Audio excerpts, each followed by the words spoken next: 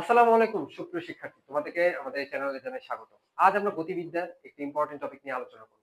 আমরা গতিবিদ্যার কিছু সূত্র আছে, আমরা ধীরে ধীরে প্রতিপাদন করা শুরু করব। আজকে সূত্র প্রতিপাদনের প্রথম ক্লাস।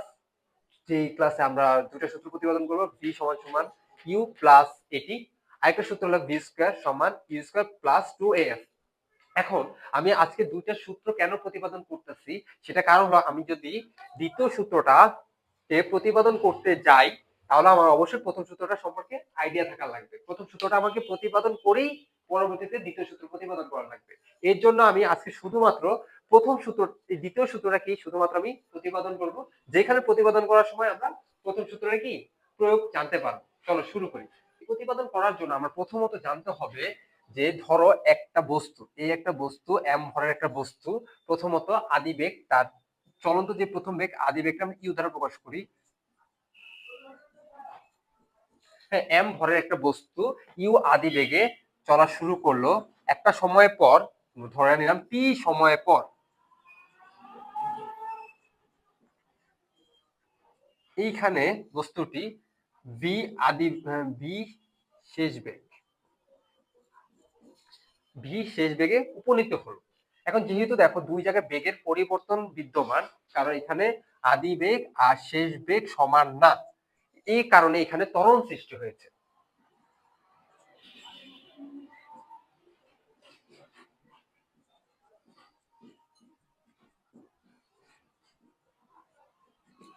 এখন ত্বরণ কি? সময়ের সাথে সাথে বেগ বৃদ্ধির হারকে বলা হয় ত্বরণ, অথবা আমি একটু সুন্দরভাবে বলতে পারি বেগ বৃদ্ধির হারকে বলা হয় ত্বরণ। তো চলো, আমরা যেহেতু এখন আমরা কিছু বাংলা লেখা লিখব।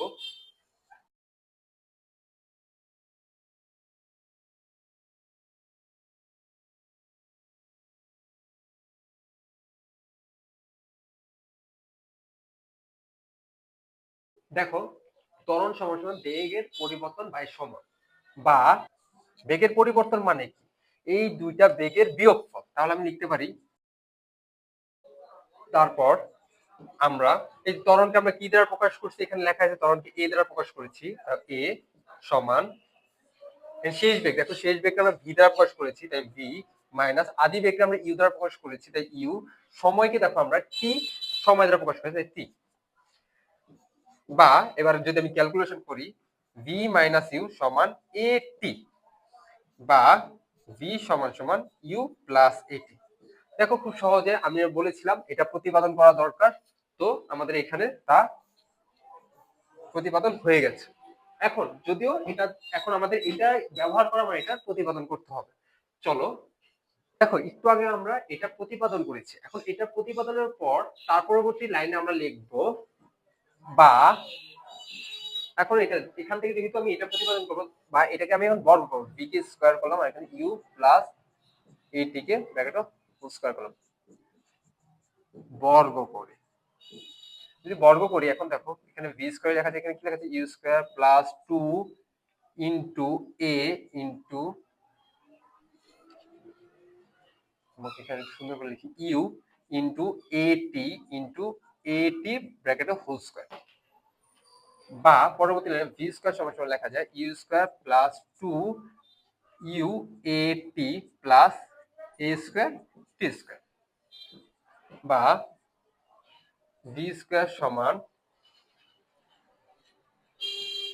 ইউ স্কয়ার প্লাস, দেখো আমি কি লিখতেছি, 2, এখানে 2a কমন যদি নিই তাহলে দেখো আমি কি লিখতে পারি এখানে,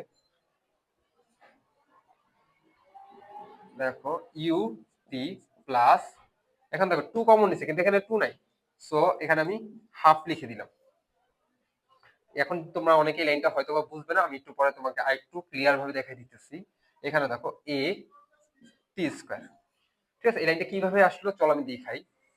যেহেতু এইখানে দেখো আমার 2 আছে, এখানে আমার 2 নাই, সো 2 নাই দেখে আমি এখানে লিখলাম, দেখো u square plus 2 a u t, যা আছে লিখলাম। লেখার পর এখানে যেহেতু 2 নাই, আমি এখানে 2 এক্সট্রা আনার জন্য 2 ইনটু 1/2 লিখলাম, যেন এখানে এই 2 কাটাকাটি যায়। কাটাকাটি গেলে বাকি যা আছে এটা লিখলাম, এ স্কয়ার টি স্কয়ার। ওকে, সো এবার দেখো যেহেতু আমি এখান থেকে 2a কমন নিচ্ছি, 2a কমন নিচ্ছি, এখানে 2, এখান থেকে একটা a কমন নিচ্ছি, তাহলে দেখো এখানে থাকতেছে ইউটি থাকতেছে প্লাস প্লাস থাকতেছে হাফ, দেখো হাফ হাফের জায়গায় থাকতেছে, এখান থেকে যেহেতু একটা a কমন নিয়ে নিছি, সো আরেকটা a বাকি ছিল দেখে একটা a, আরেকটা এখানে টি স্কয়ার লিখছি। দেন পরবর্তী লাইনে বা আমাদের ভি স্কয়ার সমান ইউ স্কয়ার প্লাস 2a, এটা সমান সমান একটা সূত্র আছে যেটা তুমি আমার পরবর্তী ক্লাসে পাবে, এটা সমান সমান এস। দেখো আমাদের প্রমাণ হয়ে গেল ভি স্কয়ার সমান সমান কি ইউ স্কয়ার প্লাস 2as। আশা করি তোমরা এই সূত্রের প্রতিপাদনটা বুঝতে পেরেছো, এটা খুবই ইম্পর্টেন্ট পরীক্ষায় আসার মতো। ধন্যবাদ।